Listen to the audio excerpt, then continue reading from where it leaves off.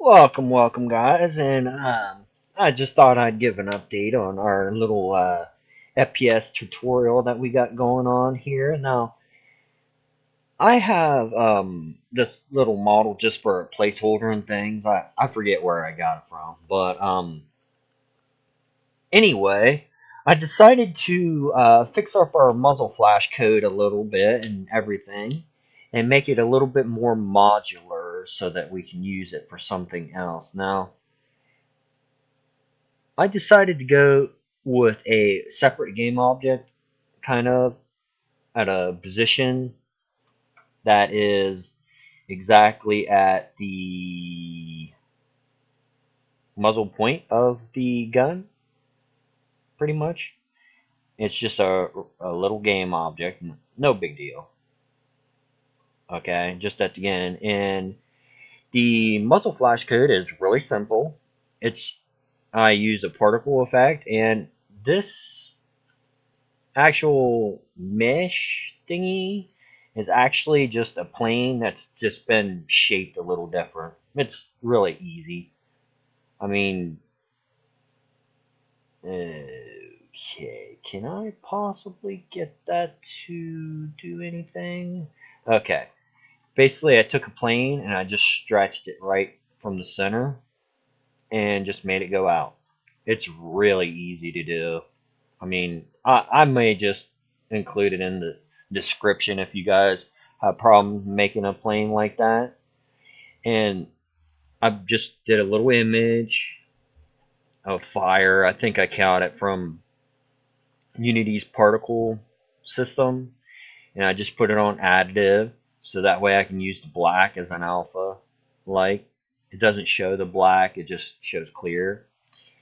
And you can adjust the values a little bit and things like that, but it doesn't really do anything. I mean, you can get some tiling, some crazy tiling, I guess, but I just left it at 111, and well, it results in this.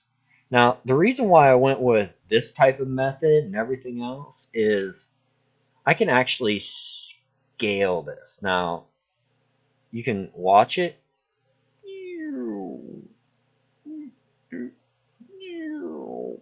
Bam! I can actually scale it.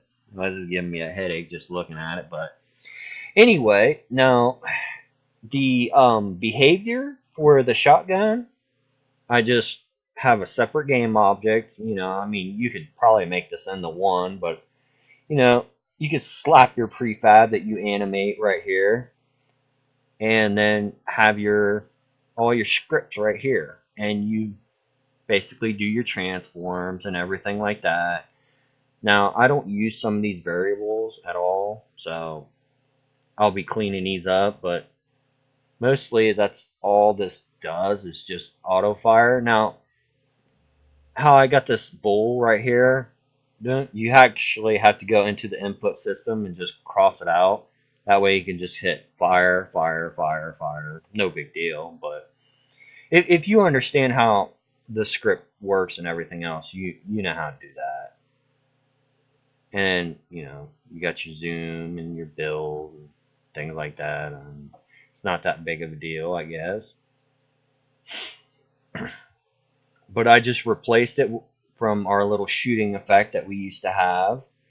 Now here's the weapon script right here. This we took this out because we was instantiating at runtime. We don't need a new game object and destroy all the time. It's just way too heavy.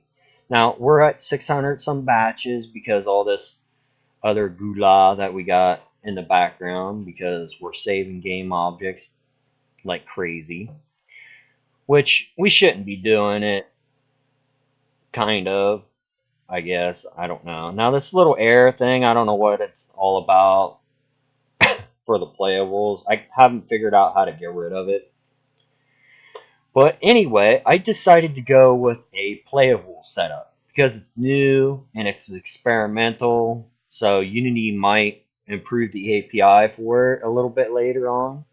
Now, all you have to do the playable is I used to do this trigger and all this stuff, it's really easy. You can just delete this code because in your state machine, it's automatically going to go to your default state, your draw state.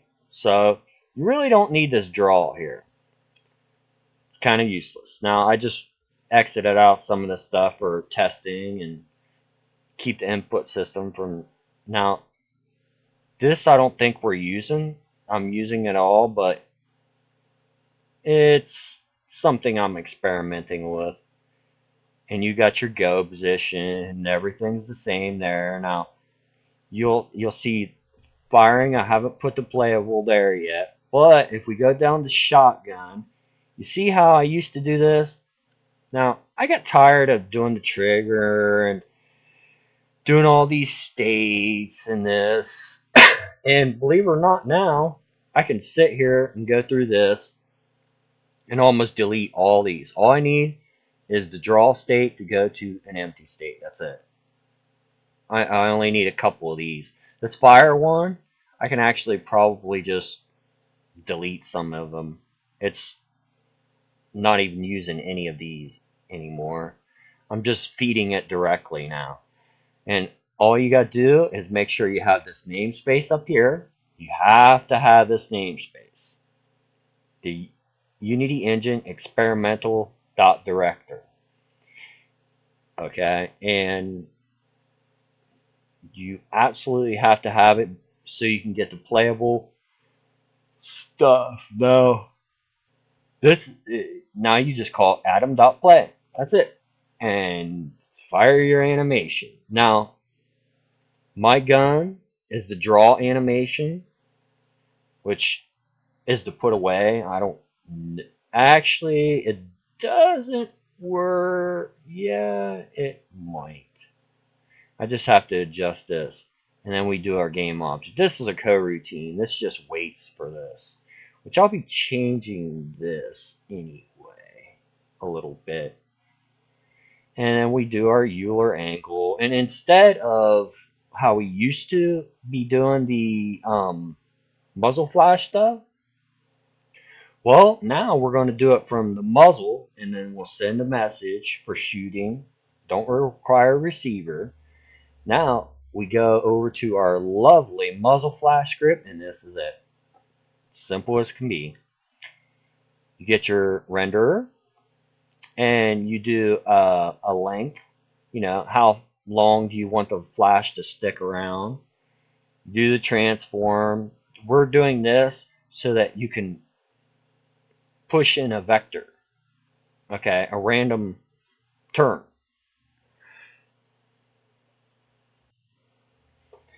If we didn't have this code right here, then the image that's in the game wouldn't be looking all different every time it shoots. It would just look like a flat image. It would never turn, so it would look like somebody just painted a mesh or something. It would look ridiculous. So we just random range it from here, which this doesn't have to be public. It could be, but I have it there just so that I can see that this is working. Now I put 100. I don't know what would be appropriate value, but then we just do the Euler angle thing. Now this is the local rotation, but it's in a vector 3. You can't use Rot Turner dot rotation because it does a quaternion. Okay, and we'll talk about this in the next video if you like. But here's the code for it, and then we just yield return flash ren dot length, and then disable it. Simple as that. I mean, it's very easy script. I don't see anyone having a problem with it. And, you know, the playable, all you got to do is, like I said, the anim.play. And then this right here just comes from here. Now, take care, guys, and see you in the next video if you like